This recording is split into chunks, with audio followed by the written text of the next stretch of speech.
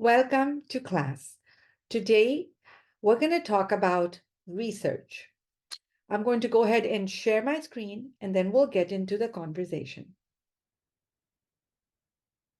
Okay, here we go. So research is an important conversation in public relations. Research is where it all starts. It is really something that gives us the information to put together our plan, to put together tactics for a public relations campaign. So it is really an important aspect and does require a good conversation. So today's class is going to focus specifically on research. Okay, it is what we call a form of careful listening. In today's class, we will talk about one, two, three, four, five things. Research as the first step to public relations. We're going to talk about the different kinds of research, primary and secondary. Then we'll get into techniques. So we'll talk about qualitative research techniques within the qualitative research methodology. Then we'll talk about the quantitative research methodology and focus specifically on surveys. And then we'll talk about social media and web analytics. So let's get started. So there are four steps to effective PR: research, planning, communication, and measurement. And each of these steps requires a whole different conversation. So today we're talking about the first step, which is research. So let's start with a simple definition of research. Now, research is an objective and systematic way to gather information. And we're doing that so that we can describe and understand what the problem is, what the goals are, and then eventually create strategies and tactics to deliver what we seek to do. Okay, so just a few words to remember that it's an objective process. It's a systematic process that requires planning. And the idea behind doing research is to describe, to understand what we are seeing so we can plan around that. So there are two concepts that you must know about when we talk about research. Number one, validity. Validity is achieved when research measures what it seeks to measure. So, for example, if you are administering a test for, let's say, intelligence, then this test should be measuring intelligence and not memory. Okay, so that is what validity means, that it should measure what it seeks to measure. Number two, reliability. It's achieved when very same results are obtained if the study is repeated. By this, I mean, let's say you get on a weighing scale and you say, okay, I think I weigh 150 pounds. Great. That was at 7 in the morning. Then you do that at 10 o'clock in the morning. Then you do that at 2 p.m. in the afternoon. Then you do that at 7 p.m. in the evening. Then you do that at 11 o'clock in the night. And every single time you measure yourself during the day, it's almost the same weight, 150 pounds. That means that this study is reliable. This scale is reliable. So it's what is achieved every single time. Similar results are obtained when the study is repeated. Okay, so that's what reliability means. So know these two terms, validity and reliability. All right, so let's start with this question. Why do we do research? Okay, we do research in public relations because we need to gain credibility with management. We have to work on our ethos. What that means is, when you need money from the management to do certain things, to build the reputation of the client of your company, you need to prove to the management that you're good for it. You've got to prove that the money that you are giving us, we're going to get a great return on investment. Whatever your goal is, if your goal is to build credibility, build your brand, we're going to be able to do that. If your goal is to sell more product, we're going to be able to do that with the things that we are working on. So you have to show to the management that here are the numbers, this is what is needed, this is what we should do, this is what we're going to get out of it. It'll all be worth it, right? Number one. Number two is to define audiences.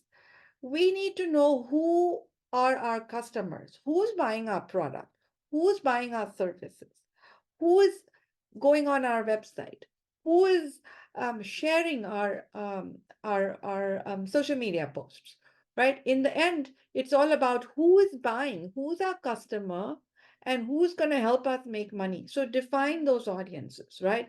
If it's a makeup brand, well, okay, it's mostly women. What is the age group that they're that they're that's buying this product, what ethnicity is buying this product, which parts of the country are buying our product. These are the kinds of things that are really important for us to know, so we can better target our marketing, advertising, and public relations strategies. We also sometimes want to test messages in terms of what works with our audience, right? Let's say we post something on social media and we got zero response, right? Zero engagement. Well, what is that telling us? That maybe our message isn't great, or maybe we're not reaching out to the right audiences. Whatever it is, we need to know that. And research helps us get certain answers in terms of what works, where our customer is. Are they on TikTok? Are they on Instagram? Are they on Facebook? Or do they not use any social media at all? It also helps you with reality checks. If somebody is not buying our product, if a huge group of people are not buying our product, let's understand why. What are people concerned with? Is the price too high? Or do we have a bad reputation or bad reviews? Or something's wrong with our product? Whatever it is, we need to learn that. Next, we do research to uncover trouble areas. It's sometimes really great to know, what's the buzz? What are people talking about? If they don't like something, or if they're angry about something, or maybe we put out some kind of, um, uh, you know, like ad or something that upset them, or somebody said something, we need to basically just know what's going on. There are lots of research tools that help us understand why somebody likes us or doesn't like us, and we can fix the problem before it gets really big. Next, competitor monitoring. So any kind of um, brand really needs to know what their competitor is doing. Nike needs to know what Reebok is doing. You know, they also need to know what Lululemon is doing, because they have pants, yoga pants, and sporty pants too. So it's really important to keep a tab on what the competitor is doing. We got to monitor them, and that's what research helps us with. Finally, to measure success. If we put something out there, how do we figure out if something has worked or not worked? That is really important for us to understand, because that's going to help us take the next step, plan something else, or fix if it's not working. So, to measure success, there are lots of tools out there, research methods out there that help us understand that.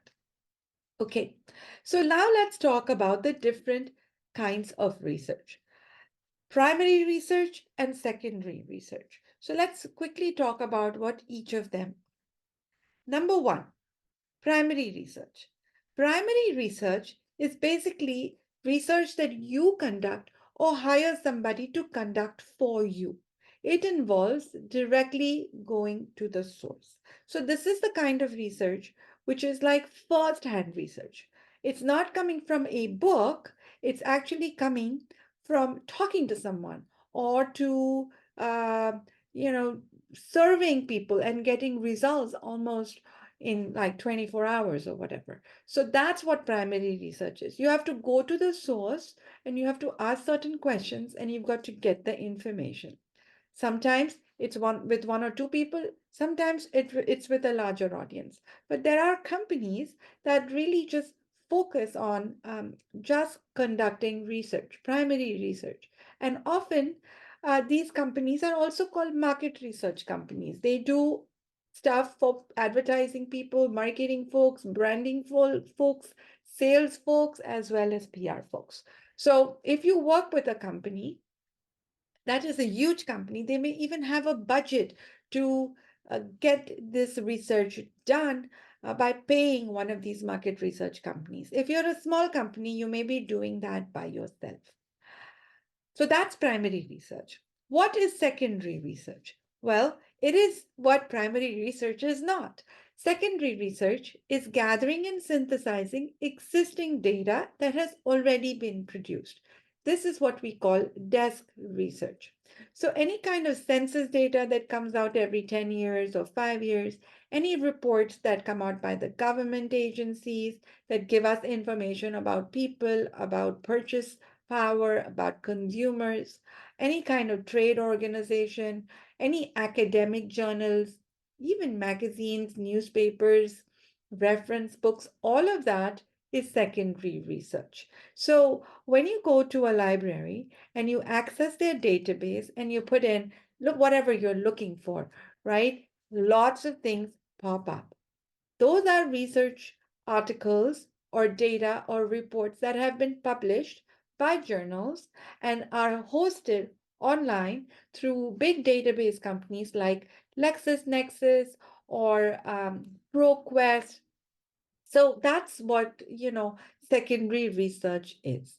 Most times, this is the kind of research that helps us synthesize large data points, um, and also it's a lot cheaper than doing primary research. Now, sometimes if you have been in a speech class before, they would ask you to go do some research for a speech.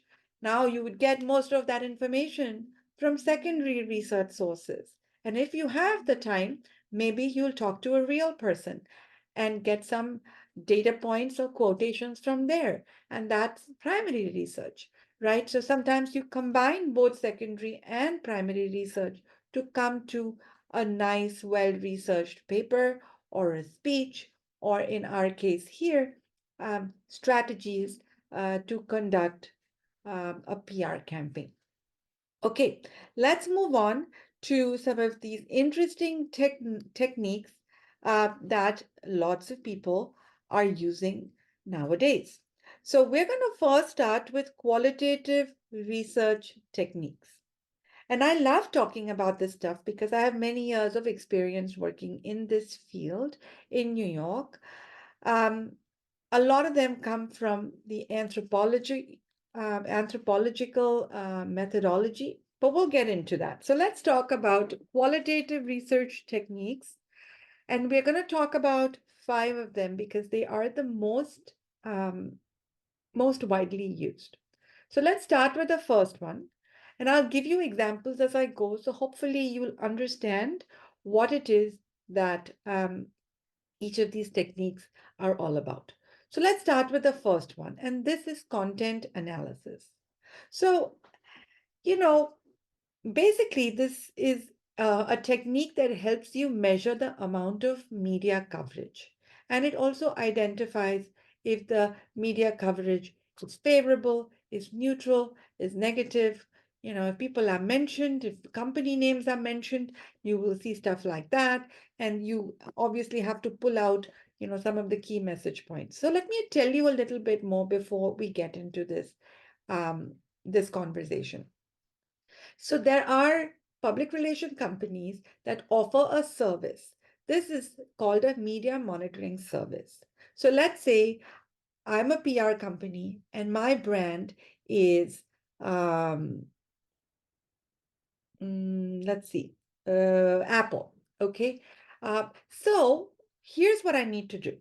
So every morning, I'll have interns or I'll have my junior account executives go onto a software, look for Apple, right? The company, and see how many people have talked about Apple, how many articles have been written about Apple, how many mentions of the key messages that we'd like to share about Apple are out there.